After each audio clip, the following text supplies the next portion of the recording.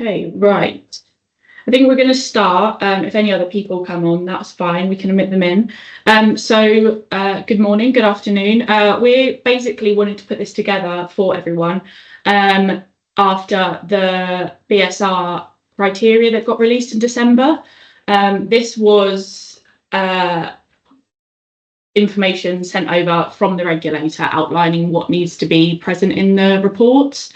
We updated our gap analysis to reflect this, but we understand that obviously there's a lot of information that's being asked, and sometimes the regulator language isn't plain English. So what we wanted to do today was just allow the opportunity for everyone to join and for us to go over this from what we see it on our side and how we interpret it. So basically we'll go from there. What we'll do is we do have the chat open, and I'm able to see that. So if anyone does have any questions or queries throughout it, please just pop a message in there. If we're able to at the time, we'll answer it straight away. However, if not, we're going to have a Q&A session after. So we'll be able to run through them and just make sure everything hopefully is as clear as possible by the end of it. Okay. So hi everyone, Barry here. So all we're going to do is cover the building assessment certificate. So some of the key criteria that came out, like Charlotte said, released in January, December last year. So some of the key building information. So looking through the information that got supplied, as a lot of you are well aware, what's been happening is the regulator are releasing information, or they're asking to see the building safety case report for a certain building. Generally, you'll have 28 days to produce that report. What happened last year? Sometimes buildings were getting 3-month warnings. Sometimes some buildings were getting a 6-month warning. Sometimes buildings were getting no warning whatsoever, apart from the 28-day call up. All right, so no change there. And obviously from that, we can then start to apply or go through the process for applying for the building safety certificate. This information that we're supplying today, that's going to be available. This will get sent out or will be available on our platform. At the end, we'll also go through our gap analysis, and we'll go through some of the questions that we're seeing coming in quite a lot. So I'm hoping some of the first part of this, so what's in the building assessment certificate, is a bit of revision / potentially it is new information for some of you. So, as you know, it's a multidisciplinary team looking at the building safety case. You've got the fire risk assessor, you've got a structural engineer, and then you've got the lead assessor. And that's clearly looking at the fire element, the structural element, and the rest of the management systems that come with that, along with the mandatory occurrence procedure and the resident engagement strategy. So all looked at and all assessed. And when the safety case report goes, sometimes it'll come back in a month. Sometimes you get some feedback in a couple of months. It depends on how much detail has been supplied. What we've noticed from last year is the critical information that the building safety regulator are requiring has now become more apparent from the key criteria they released at the start of this year. So, looking at that then, so again, summarising this document, again, what we're looking for is the basic information in the building, going from simple things you would like to think is straightforward, whether it be the building name, the full address, the registration number, reiterating the point, the basic information on the building, And all this information should be in the building safety case. We're now matching what the building safety regulator are asking question-wise into our building safety case reports. And reiterating the point, the information supplied, the information we have on the buildings will reflect what goes into the building safety case. So the more information, if you've got O&M manuals, if you've got the health and safety manuals for the building, if that is available, please supply that. And then if you go into a more in-depth read up, look through all the information to then extract it and put it into the building safety case. As I say that, a question, I can sense what happens if you've not got that information. And we'll come on to that at the end. So risk assessments, looking through the overall risk assessment process, whether it be in a fire, health and safety sort of aspect, definitely the fire aspect, and also the structural aspect of the building, and use as whether it be the principal accountable person or the managing agent. If you're managing the building on behalf of the managing agent, what's your safety management systems and how do you operate them? And a lot of these key questions as well relate to how you operate your management system. And again, I'll reiterate the point at the end, hopefully some of the questions will become a little bit more apparent, hopefully. Some other key issues they're looking at is the emergency arrangements, simple things like, are you liaising with fire and rescue service, whether that be a building safety or just generally they've came for an inspection. If they've came for an inspection, were they happy with that? Did they issue a report? That information can go into the building safety case. Were they not happy? Did they issue an enforcement notice? That information can also go into the report. Other areas will be the residents' engagement strategy. Some of the things they want to do is, does the strategy get reviewed? When does it get reviewed? How does it get reviewed? How often does it get reviewed? And also the mandatory occurrence reporting system. A single reporting system for the building. Is there work going on? Is the developer in doing extra work in the building? Is the external wall getting remediated? And that question is there a single reporting system for that building in place at the time? So we did mention, looked at by the fire assessor, and generally they'll be looking through the basic fire safety information. Again, we touched on the sort of middle part, but any incidents involving fire, again, enforcement action. What's the compartmentation of the building? Again, if you don't know it, what we're seeing from the BSR is, as the principal accountable person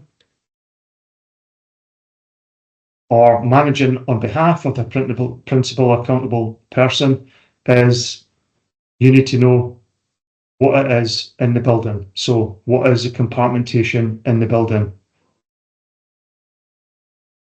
And again, preventive mitigation circumstances. So if you've got some form of issue in the building, what are you doing about it? And some of the sort of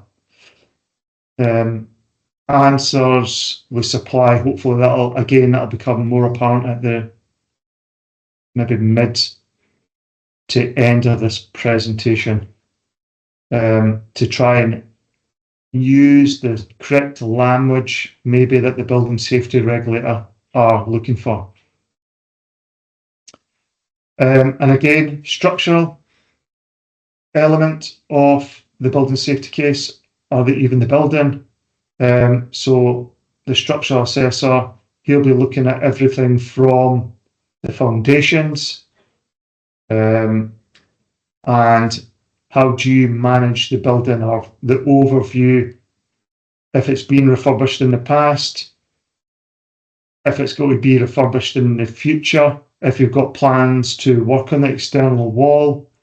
As a principal accountable person, as the managing agent on behalf of, needs to have a full understanding on the full structure of the building. Quite important for elements or for questions that the BSR are asking. And again, we'll cover some of the information from structural when we go on to some sort of questions and what the building safety regulator are asking.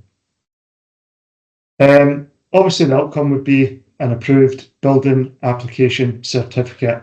That would be the ideal solution.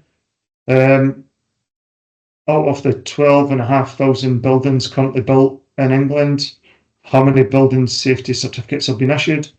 I can't provide that answer, but I don't think it's that many at this stage. And what we're seeing quite often is a lot of requests for further information. However, with the new key criteria that the BSR has issued, this should maybe alleviate some of the requests for further information. That's what we're hoping, that's what we're looking for.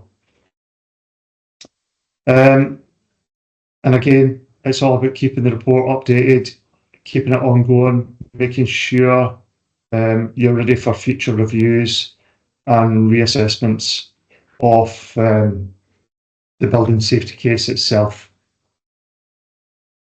Okay, all we're going to do now then is we're going to jump on, we're going to share the screen again, just got to put the gap analysis up. So this is the updated gap analysis that I sent out to all of our clients, and this is the requesting the further information that the regulator has stated in the criteria. Just to say, while we've got everyone here, the first 5 tabs are the same as the gap analysis that we used before. This is still requesting the document. So that side we're not too fussed about.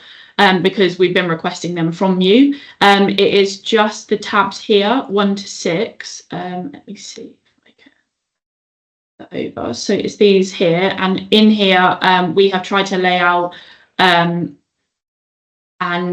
get as much detail from you guys about the buildings.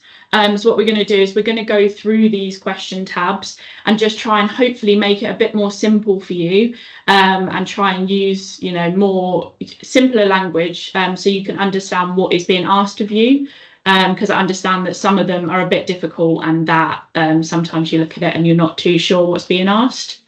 Okay, so like Charlotte mentioned, then some of these questions, and these questions are there are new questions put in this year. These questions have directly came from the BSR, and they've came directly from the BSR's key criteria. Again, 18th of December 2024, that's when the document states these questions, or the key type criteria was put together. Released the start of January 2025. So we've just done a direct extract for the question set and put them into this gap analysis. And we've got a number of different questions there. As you can see, quite vast. As you can see when you read some of the questions, and I'm sure the majority of us have decided or tried to decipher what actually does the BSR want. So what we've done is we've sort of gone through all documentation, and I can jump through all questions, similar sort of setup. The way we've structured it is we've got some fire. The first 2 all relate to fire. Second two questions all relate to structure. And then we've got a bit in the residents' engagement strategy and demanded to occurrence procedure. So again, looking through all that information, it's quite key that this information should be either extracted from, whether it be the fire risk assessment, whether it be the fire strategy document, whether it be a compartmentation survey, whether it be from an external wall survey. So this information, if available, will get extracted from there and put into the building safety case. And that goes the same for structural information within the key criteria. Not that we've got one to show you, but we've just extracted all these questions from there. No different. Legal requirement. Yep, fire risk assessment is a legal requirement. Is it a legal requirement to have a structural survey or a structural assessment? No. However, some of the questions the BSR are asking, if you can't fulfill some of the questions, then you will require some form of building safety, building assessment, or a structural survey or structural assessment. Okay, so what we're going to do then is we're just going to pick out, understand there's a few on this webinar today. I can't cover every single question because we're on this for 1 hour. However, I've extracted some questions to try and put some further information, further guidance onto that specific question. And like I say, every building's different. Every accountable person, every managing agent is different on their processes. So there's no one size fits all. However, if I can carry on and give you an example at the start, a little bit further detail on a specific question, hopefully that can answer your question if you've got a question burning in your head just now. So if I go to just say tab 2, I'm just concentrating on fire just now. And let's have a look at number 7 here. Quite short, sharp. Provide further information or provide assurances as to the condition, integrity of the compartmentation described and how this is known.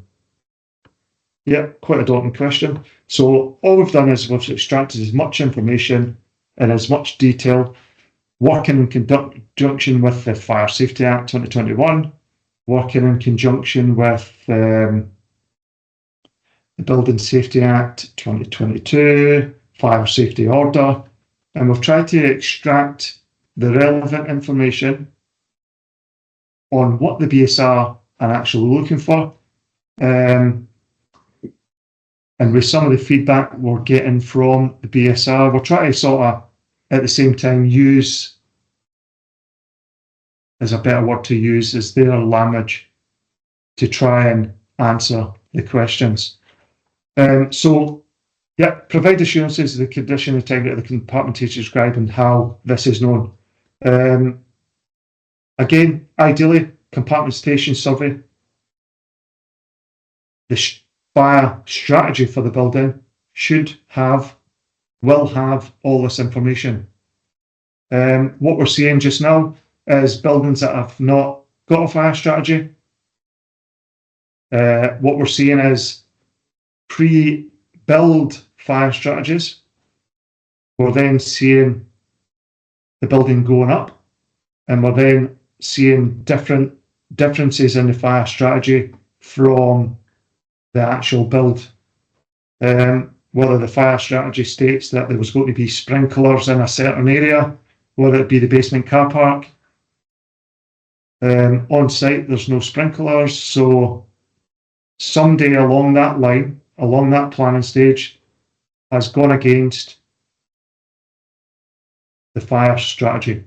All right, so that's where the Building Safety Act came in 2022 to be a little bit more stricter and a little bit stringent on the rules on planning, the gateway processes prior to buildings being built, during the build phase, and going forward. So buildings getting built right now, going through the gateway process, gateway 1, gateway 2, gateway 3.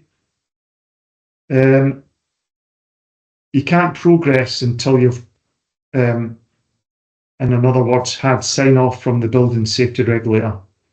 All right, so it's a little bit, I would use the word, harder to build a building without all the proper planning and preparation going into prior to it going up.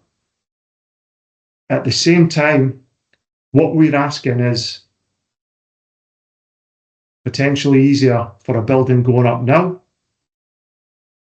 And we're well aware we're asking a question that you may not know the answer to because of the age of the building. So there is that sort of, I would say, grey area. However, on this example, like I said, potentially you're getting that information from the compartmentation survey or the fire strategy, if known. And all they're looking for is what is the standards. And you could, when the building was built, so you've got to roughly know the standards, whether it got built, whether it be 2010 building regulations, whether it be 2000 building regulations, you've got that overlap. If the building foundations went in roughly 2009 to 2010, what regulations were they using at the time? Just being aware of that. That would be clearly stated in the O&M manuals.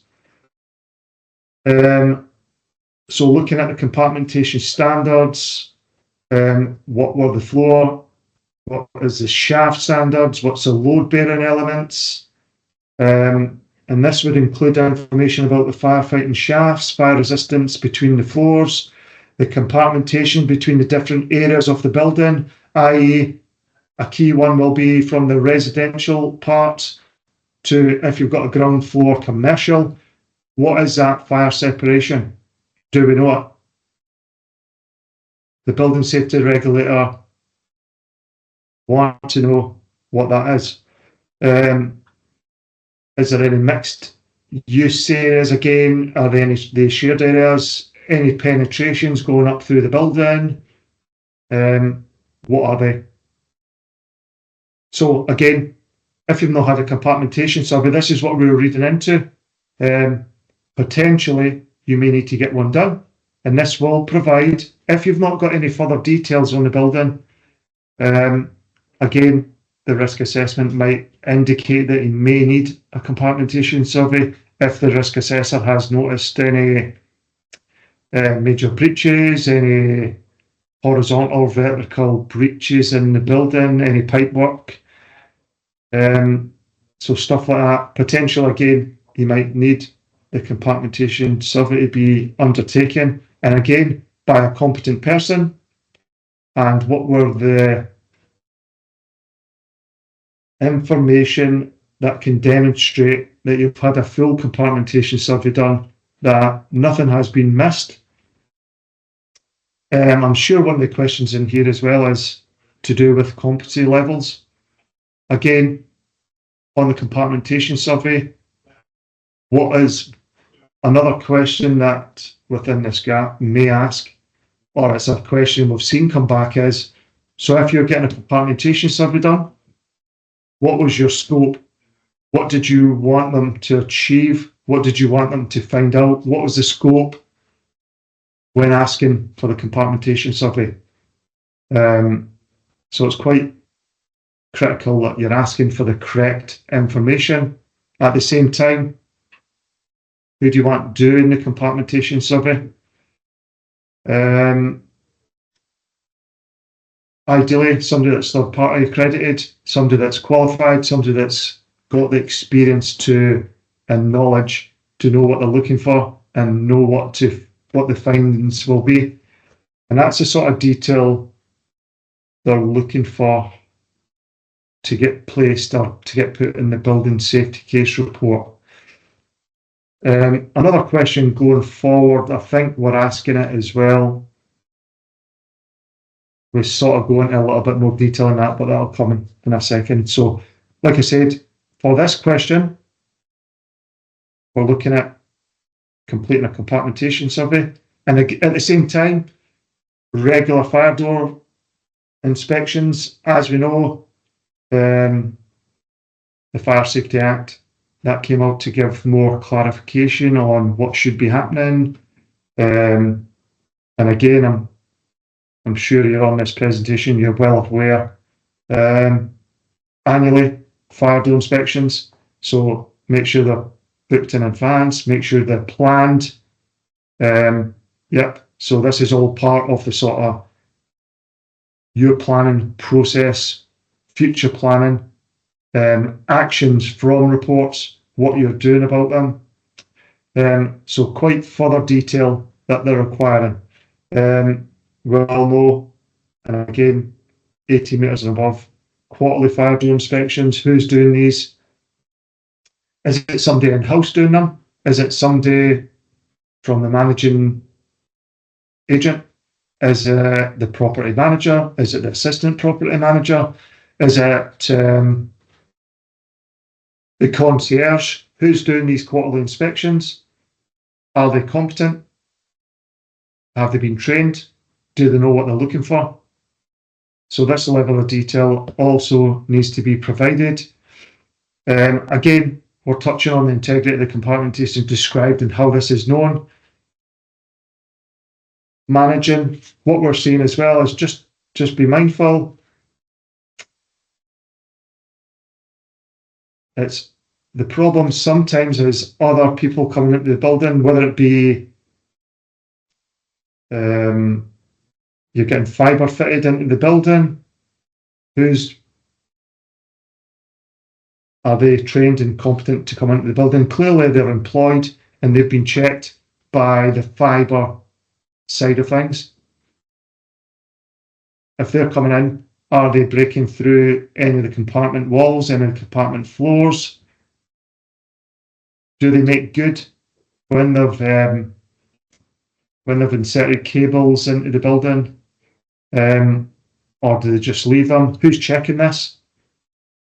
Do they provide before, during and after pictures to prove that they have done the correct thing within the building?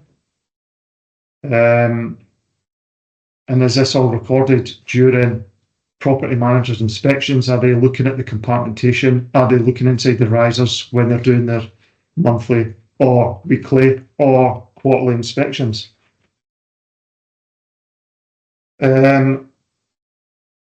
Again, if there's new pipe work going into the building, if there are new utilities, if there are floods, any crucial work, this all needs to be properly sealed if any work gets done. And the majority of the time it will be in the riser cupboards or from the riser cupboards, whether it go across the false ceilings or into the resident's demise. All right, is this getting managed and maintained properly? Other things we're looking at as the insurance of condition, the integrity, and how do we know if the integrity of the compartmentation is up to the required standard? When we're doing, I'll just use whether it be the property manager's inspection. Are we checking? We know we had fibre fitted 2 weeks ago. Have we checked to make sure their work's sufficient? Have we got time to make sure the work's sufficient? Any addition, so we've had the compartmentation survey done, for example, again then, we've had a newly commissioned compartmentation survey done. Have we addressed all the issues identified within that compartmentation survey? I know things take time. I personally know things to be booked in takes time. If you're getting 3 quotes, it takes time. However, the building safety regulator want to know what you're doing about it. What's your planning phase? When are you going to get booked in? What's your time scale? And potentially what's your temporary measures that you're putting in place while you wait for the work to be done. And this needs to be explained clearly within the report to the building safety regulator. All right, so that's just a few sort of points and areas covered on that example. We've had some questions come through. On that question, yeah. Yeah, so on the chat, I can see that it's come through. We have had some that say, you mentioned extracting information from already provided documents. Would Foresight not sift through as we have instructed and paid for this service?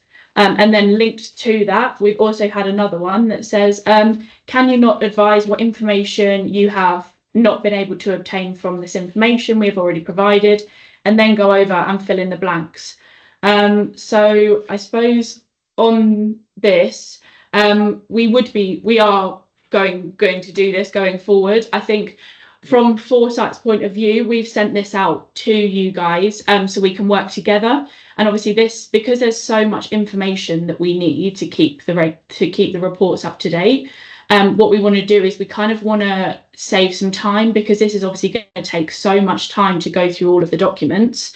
So what we're doing is we've sent this out to you to keep you updated and also allow for us to work together. And if you can point us in the right direction, which might save some time, we'll be able to issue your report quicker. Have you got anything? Just on that, yeah, that's fine. If you've sent the compartmentation survey and the fire strategy, that's great. We can extract that information and we can put it into the relevant information and relevant areas of the report. That is absolutely fine. And just on that exact same question, if I just scroll up slightly, and hopefully you can see me hovering over this question, for example. So provide information about the compartmentation in the building. This should include information about firefighting shafts, including lift shafts, wells. Great. See if you've provided the fire strategy, the compartmentation survey, Foresight will extract that information, put that in. No problem. That answers that question, or it probably answers the both questions. So both very good questions. However, going back to the question, this would be a harder question for me to answer on your behalf, because everybody works differently. Again, every managing agent works differently. Integrity-wise, if I had a high-rise building, how often would I inspect it if I was a property manager or assistant property manager, or if I was a on-site concierge? An on-site concierge, I would definitely do a building safety walk round, fire safety walk round daily. Potentially, I would then do further inspections weekly. If I had a fire alarm, clearly. I would also then potentially maybe do another in-depth monthly walk round. However, how would I know the integrity of the compartmentation described and how this is known?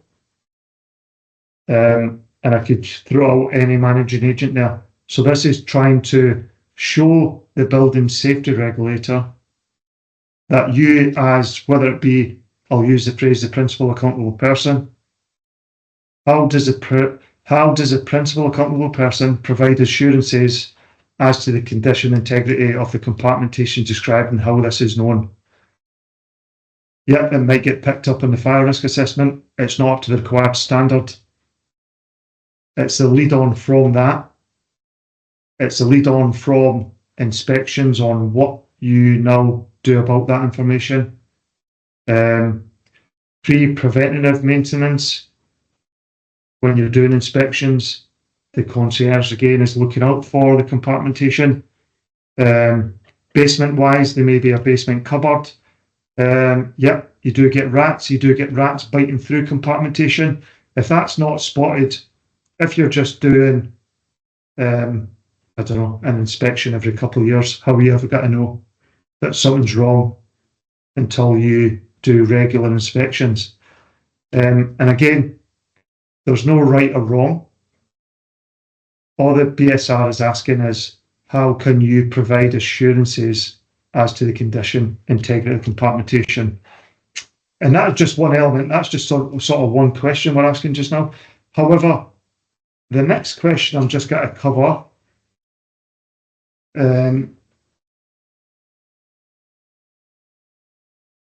I thought maybe more questions maybe on the structural. So I thought I'll cover maybe a bit of structural. And what I'm going to provide as well is, after I go through the question, I'll give you a bit of an example. I'll give you some information, then a sort of an example. And clearly I can't cover every single scenario, every building, but I'll give you an example on sort of a question and a sort of example to answer that. So again, we're looking at the third tab in this scenario. Let's just jump to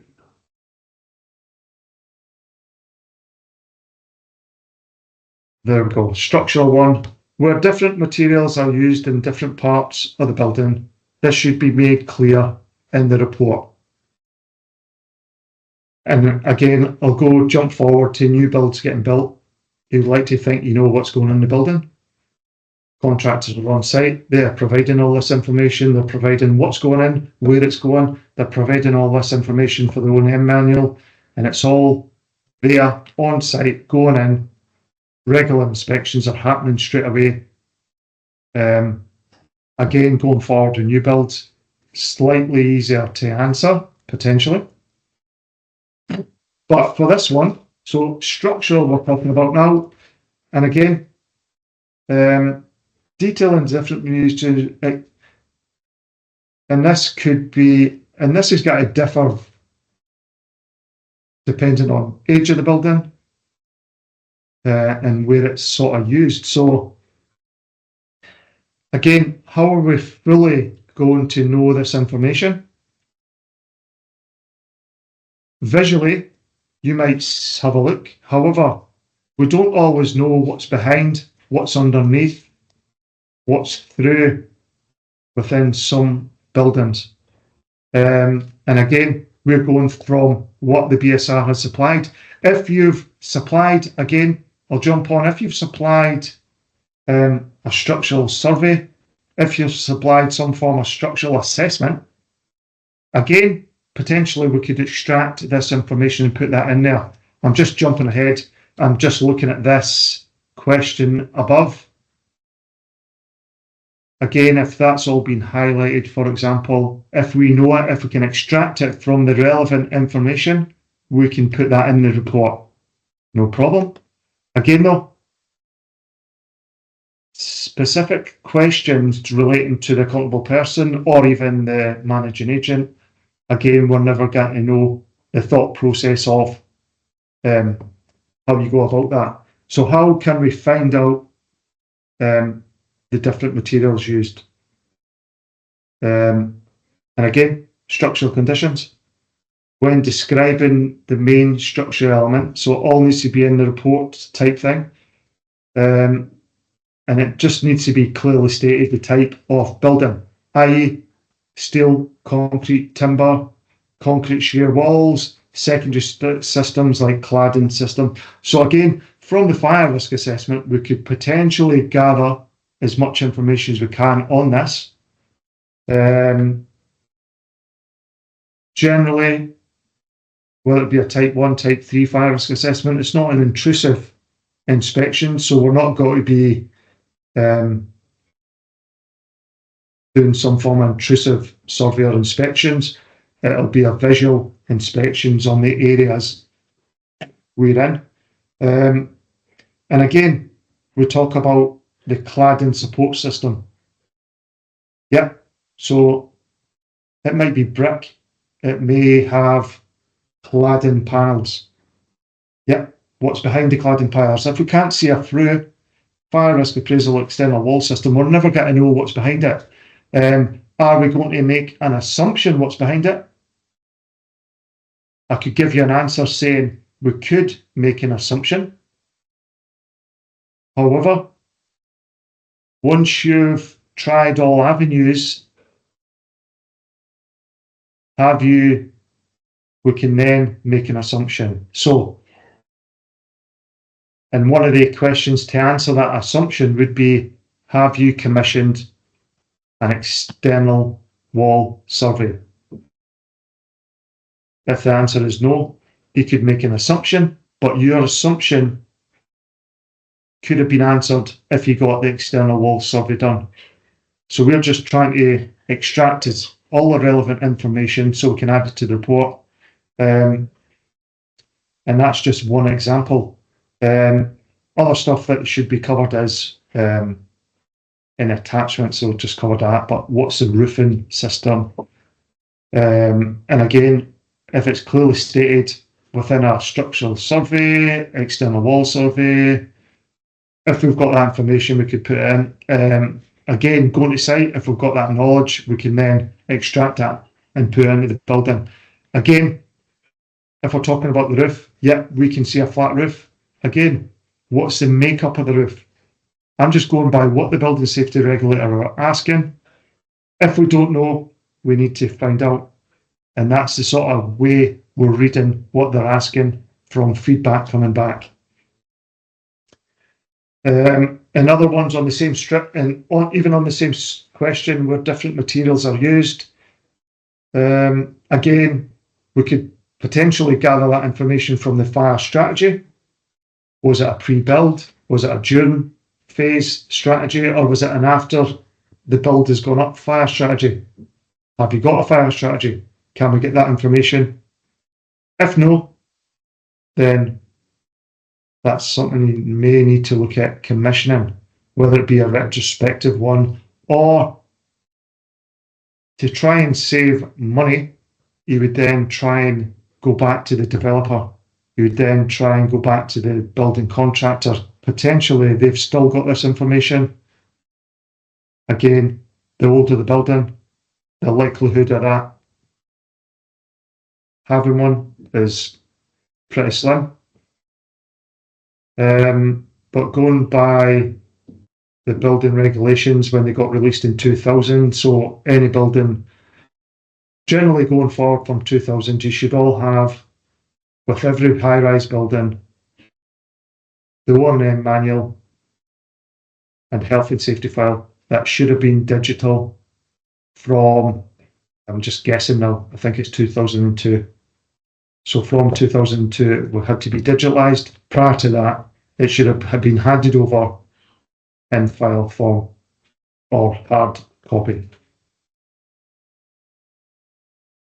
And again, so fire safety wise, so from the fire strategy document, from the compartmentation survey, that would highlight any further different materials used within parts of the building.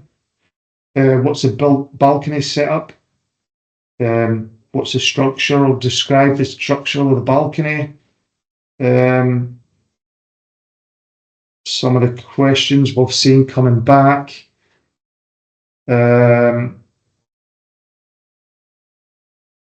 What's the different type of concrete used? Is it reinforced concrete? Is it standard concrete? Have they used any additives in the concrete? Have they used different grades of steel?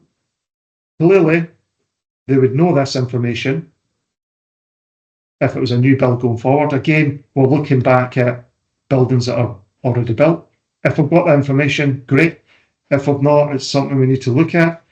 And again, we might have got a structural engineer to come and see if he could grade the steels. And again, he might not be able to do that. So he's mentioned what type of steels it is within the report. He might not be able to grade it. As long as we're mentioning that in the report, you've done something about it. We've went by that structural engineer's assumption for that example. What's the balcony makeup? Is it concrete balcony, steel banisters, or whatever the general makeup is? What other information? Any timbers? Is it, some buildings may have timber flooring. Different types of masonry bricks. Is it being stone? Or going into further detail? Again, what different materials you could go on for days? Cladding material that's been added to the building, or the original brick, or is it brick slip? We're then starting to look at, they're asking this question, so again, cavity barriers, insulation, all this information they're asking. And again, reiterate the point, for new buildings going forward, it's easy because you've got all the manuals, you've got all the information coming direct, or you should have the information coming direct. It is harder for older buildings. Even 5-10 years ago, it's slightly harder if you've not got the information to hand, if you've not got the O&M manuals, if you've not got the health and safety file, you're never going to know fully what's in the building. And again, that's when we try and if we can gather as much information as possible. So that brick building you observed, or your high-rise building that's a brick building, there is just a little bit more to just a brick building. So just be aware of that. Again, if we're on a site, we can provide as much information as we can. And that's visually looking at the makeup. We'll get to know if it's a concrete flooring because we'll feel it, etc., etc. So I'm just going to give you an example of this one then. So I'm saying a sort of example, but just going to throw a couple of examples out there. So just say a concrete frame building, which is quite a common high-rise building. Even looking at the foundation, so this is the detail the BSR are asking. So what's the foundations of this concrete framed building? And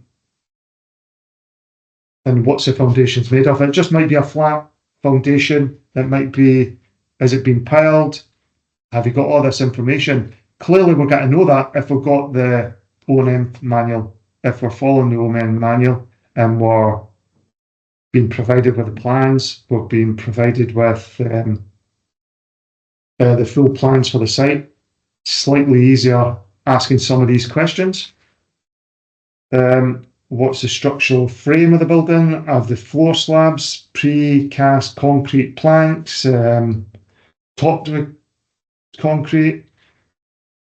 And again, we're talking about the internal walls. We're talking about what is the makeup of all that. And it's a sort of weird one for me to try and answer a building that I'm not present in. So you'd like to think that was a straightforward question. However, there is a lot of information and a lot of detail to be answered from that one simple question. And I'm just going to grab another question, and I'll touch on.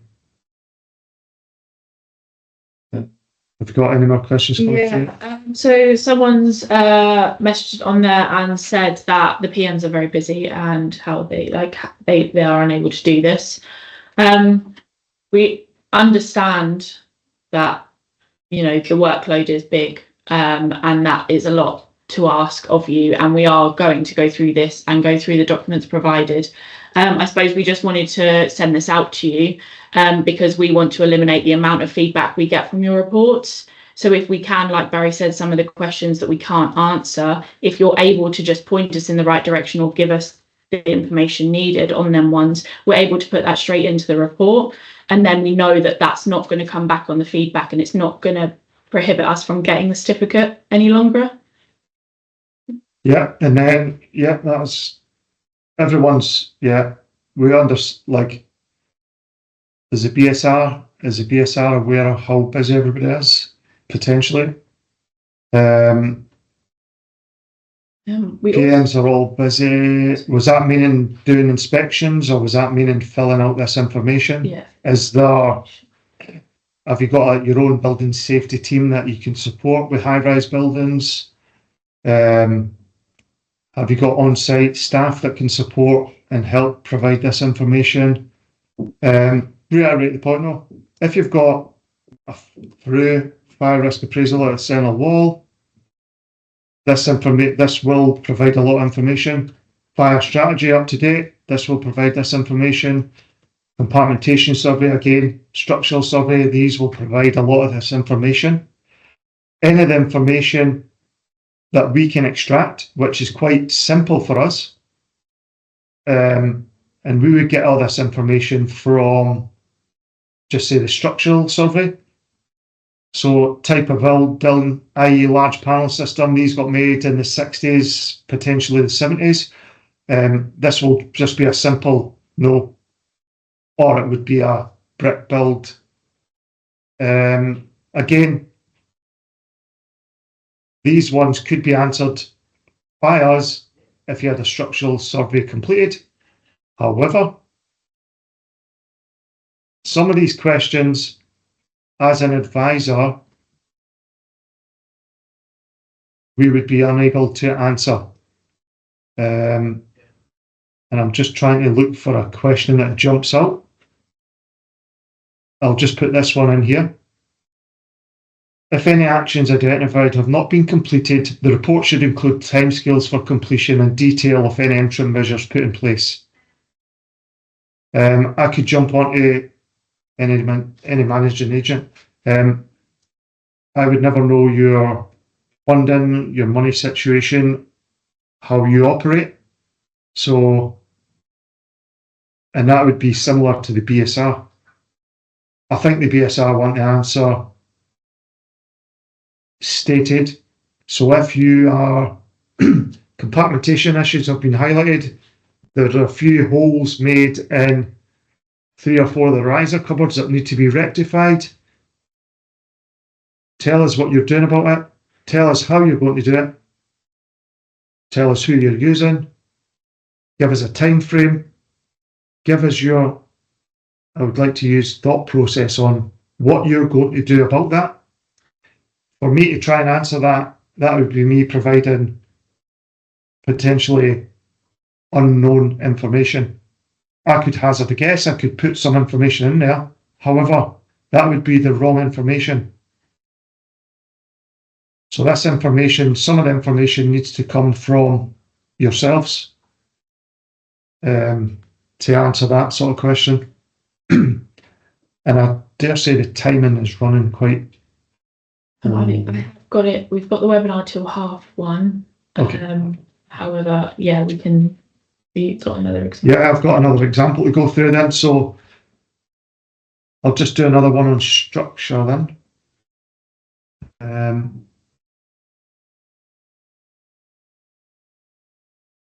All right, so that's I've sort of answered that one. So include a description of the arrangements in place to deal with any concerns noticed or raised regarding the structural integrity of the building. And again, that information's got to come from a structural survey, a structural assessment, or if you've got, again, property manager doing their inspections, have they came across some water damage? Have they came across some, just say, major cracking in the building? If you have, what are you doing about it? What is your structural policy leading you to do now? And what's your sort of reporting criteria for that one? So if I can sort of give you an example. So on this one, for example, we've had some concerns regarding the structural integrity of the building. And this potentially came through somebody phoning up and giving you a phone call. They reported it to the building manager during office hours. So if you've got a building manager, that is, so they've included it, they've put in the information, they're logging this information. That's if you've got a building manager. That's if you've got a central logging system. If you have, put as much detail in there as you can. Where would that building manager then send that information to? Again, have you got a central maintenance team that can action that? As the report came, again, from a structural survey, is it in a written report where you've got information? Is this information clear on what you need to do? So within the report, does it give you actions? Does it provide information on what you need to do about the actions of faults found within the building? If a resident, quite important, if they come across some form of structural fault, what do they do? What is their sort of complaints procedure to raise any structural issues with the team, whether it be the property manager, building safety manager, concierge, or even just the property managing company?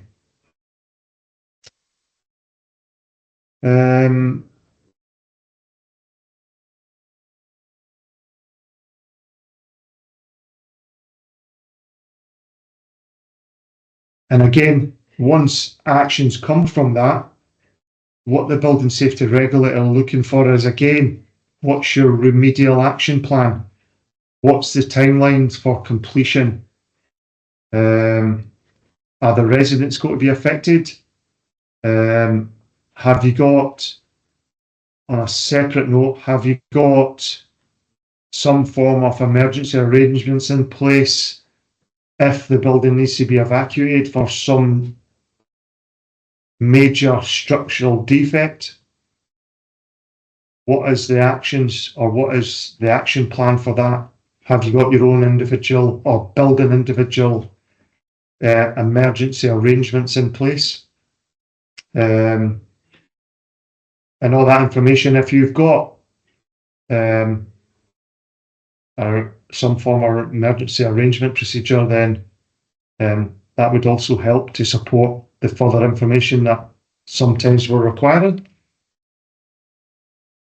And it's all about keeping track of things as well, showing what you're doing about it, if you're doing anything about it. If you're not doing anything about it, you also need to explain that and your justification to the BSR why you're not doing anything about it. In the past, this is me going by an assumption. In the past, we're not going to do that, there's a money issue. I can probably say that that would not be an answer that the regulator would probably look at on a structural or even a fire safety issue. So that's just one I thought I'd just sort of point out there. Let's have a look at a different. Again, I'm just trying to dive in to see if we can jump out at any questions that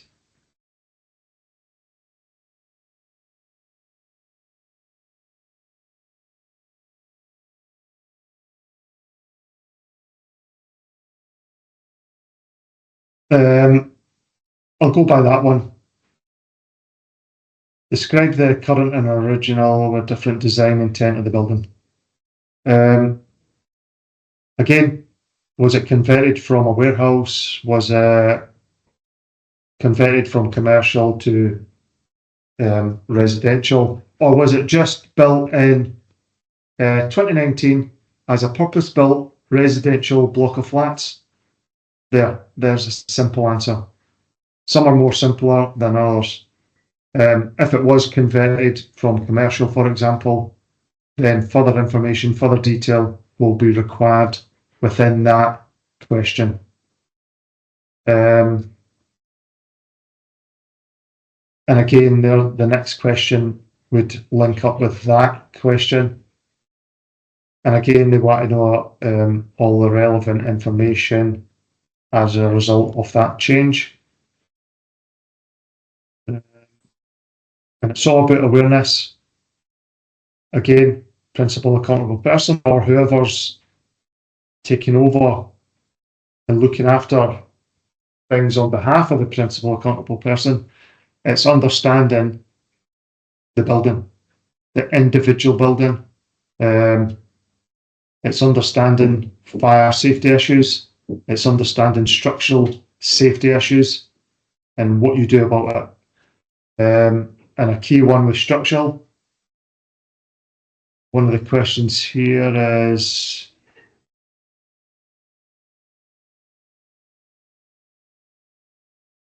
like I'm just looking at that question there, include a summary of how the representatives keep up to date with structural developments such as safety alerts or similar.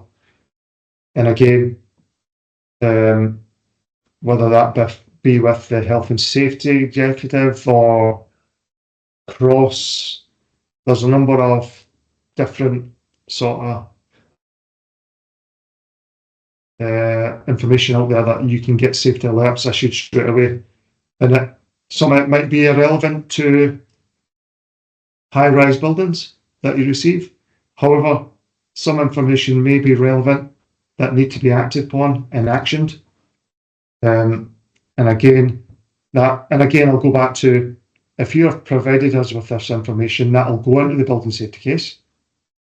If you're not provided us, again, it's hard for me to put in an answer that I don't know is factually correct or if it's happening at all. You might say, we've not got time to do that.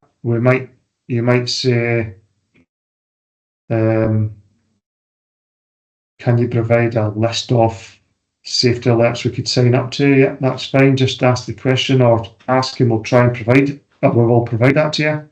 There's all sorts out there. We don't want to jump on one specific one as the best. There's a number of different areas that do provide adequate information. And that's sort of me jumping in and out of structure. Structure again, we could jump into residents engagement strategy. And again, we've got some templates you can sort of use if you require. We've actually just updated a template to try and meet all questions asked within the key criteria. And again, we've not made the template site specific. However, we've made the template as such where you can provide all the key information or the key areas for that building. And again, same for the mandatory occurrence report procedure. Again, there's no one size fits all. However, we have a sort of generic template as well that feel free to ask and we'll issue that out to you or give you it. And again, jumping back to the fire.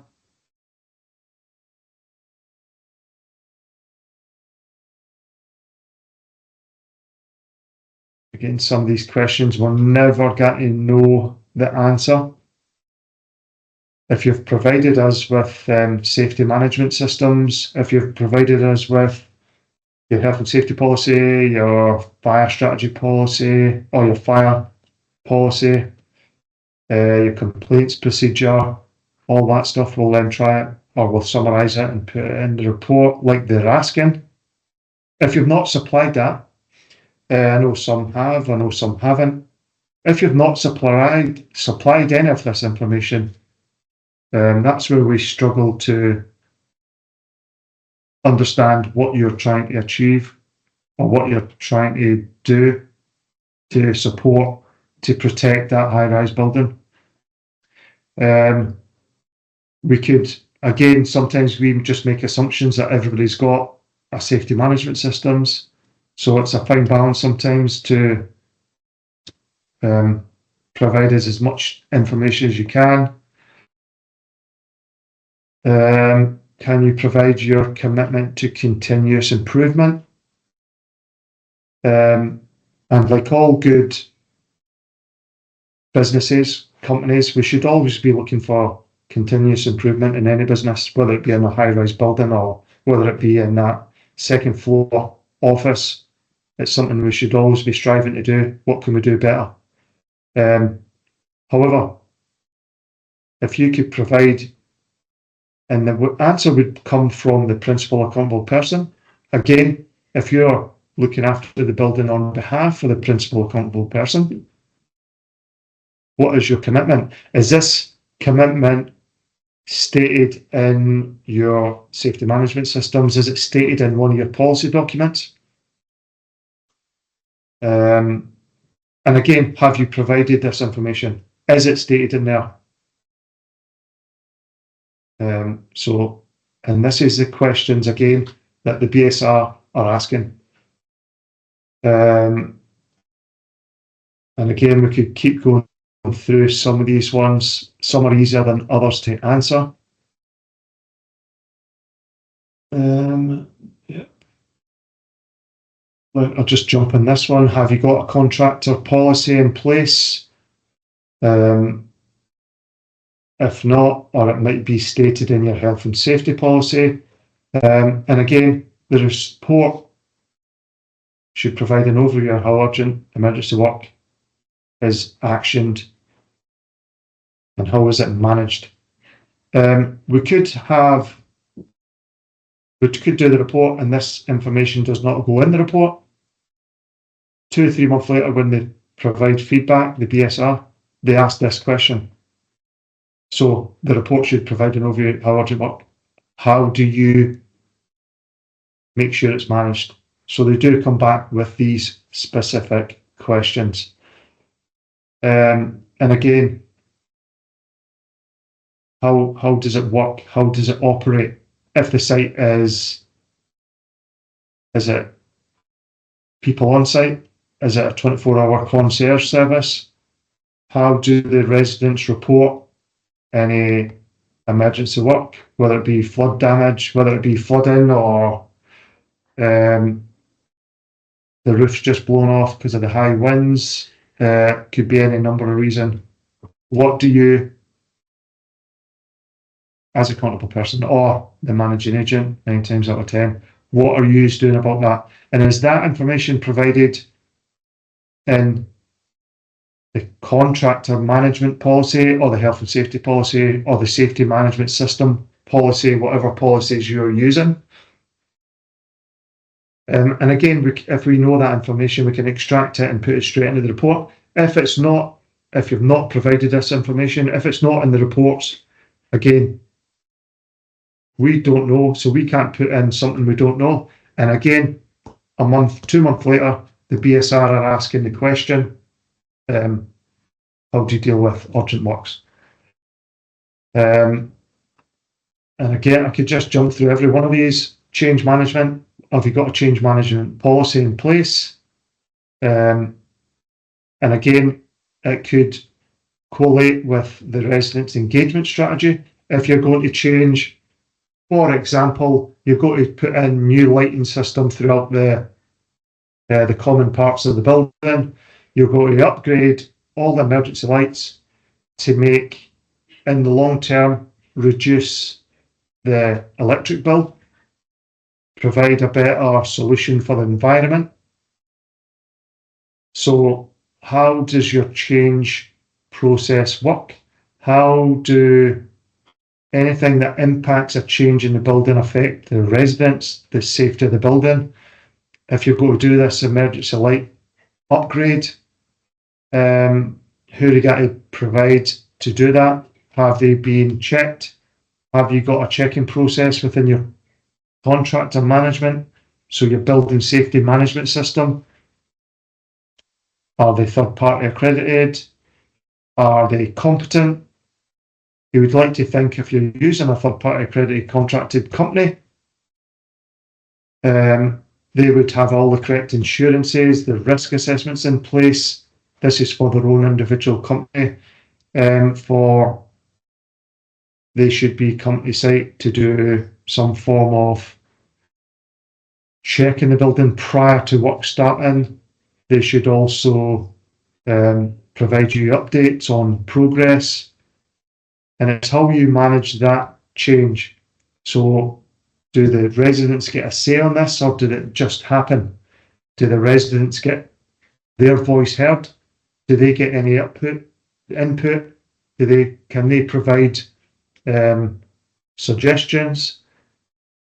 And it's how you manage change that could potentially impact the building. And that could be a number of areas to cover there. Have you got a change management policy which covers, I would say, all bases, that covers all sort of eventualities? And what's your process for that? Got a question come through here. Okay. You may be able to answer it. It says, regarding structure, will the tri-fire situation impact the building safety case report? Regarding tri-fire, yeah. As such, whether it be just an EWS one that they've completed or a full fire risk appraisal at external wall, so far the reports are still standing, as far as I'm aware. However, you could ask that same question in 2 months. Potentially, something could change. And that's a potential risk. So looking at risk overall, whether it be fire or structure, that's a potential risk that may go into the building safety case. And again, good question. Have all reports been asked to be extracted? I would say at this stage, no, because the reports are still standing as they are. However, with the investigation still potentially ongoing, with information from Tri-Fire using fraudulent information, there's the risk in itself. Yeah, good question. I can't give you a definitive answer on what potentially could happen in the future with Tri-Fire reports. Again, yeah, there's quite a lot of buildings that Tri-Fire undertook. We've seen a few of the reports come through now. Yeah.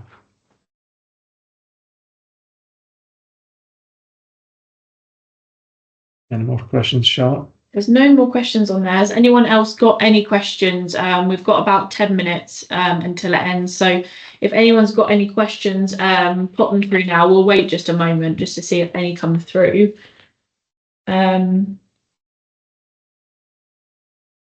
With this session, we have recorded it, so we're able to send it out to you guys to recap. Just to let you know that if there's anyone that objects to that or there's any issues, if you're able to let me know by the end of the day, that would be good. If there's no issues that follow, what I'll do is I'll send this recording out to you all along with the presentation that we used today, just so basically you have that information. If there's any extra questions that you have that comes up later that you think just pop us over an email. We'll be able to sort that out, and we can always collate the questions that were asked if that makes it easier for you all.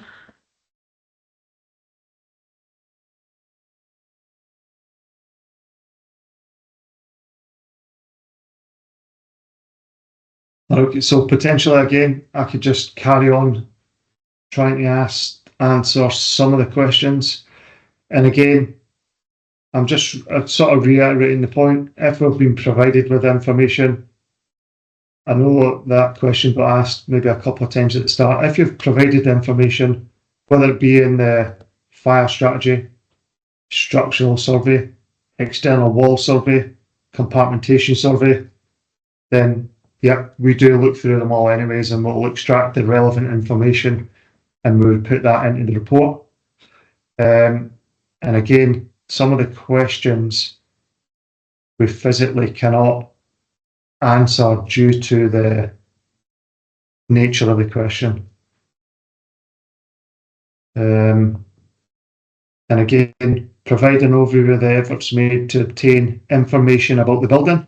If you can't answer what, for example, which is whether this question may change in the future, but the building safety regulator wants to know what the foundations are.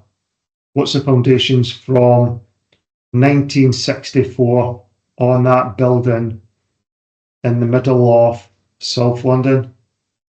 For us, what have we done about it to obtain this information? So can we get as far back as 1964? Can we see the planning? Can we go and search the local planning authority website? Is that information being transferred from probably back then hard copy to this some form of digital copy? Have they got it in their archive file? Is the contractor still about from back in 1964? Have they passed it on to their daughters or sons and sons? Potentially this information may still be about. So we're not always saying easy option, get a structural survey done or get some form of assessment done. If you can try and track this information, try and save some money. And again, understand the question. One of the questions, PMs have not got time to do this. Is there anybody else that can assist you? Or has every PM got an assistant property manager? Has every PM got an assistant property manager and also a building manager? It's hard to see that. Probably not as an answer. I can see some of you giving me that answer. But again, in that, I would never use the phrase in the ideal world. We'd have all the documentation, we'd have all the information on every single building. Clearly, that is not the case. We understand as a consultancy business, even going back 10 years, some buildings have still not been handed over correctly. We know that a lot of the information goes missing, but I would keep track of every email, every bit of information you send to try and track this information down, because that would also help support what efforts you've made to obtaining the information. Have you tried all avenues? Go back to what's the foundations. If you can't find any information, you've went back to try and find the information. If you were to put in the scope of a structural survey, in the scope you're asking to find out the foundations along with other items. Again, the structural survey may come back with your answer on what the foundations are, or the structural survey may come back either unknown, or it may come back with an assumption on the foundations. So that information, again, whether it be an assumption, whether it be unknown information will support answering the efforts made to obtain information about the building. And again, some of you lucky building managers may have all this information, so that answer, that question is quite irrelevant because you've already got the information. So clearly that would be answered as not applicable. If you've not got anything, then you need to do something about it. Let's have a look. So what I've been doing is I've also been going through every single question, and I've been trying to put some further information together for every single question. And these are, again, if you go back to the key criteria, 24 pages long, full of questions from the BSR. All I've done is tried to go in and answer each question with a bit more information, what you need to supply, or a bit more thought with a sort of rough example. And I can only give a rough example because I'm not giving an example on any sort of individual building specific. We've got time for one, two. Questions? There's no more questions come through on there, but if you have any, if you want to go through any more examples, maybe one more. Yeah. Right, I'll just go through one more then. I've jumped onto fire. I know structure, fire and structure are the two big ones because they're the main sort of thing. I've not really touched on residents' engagement as such, but we did mention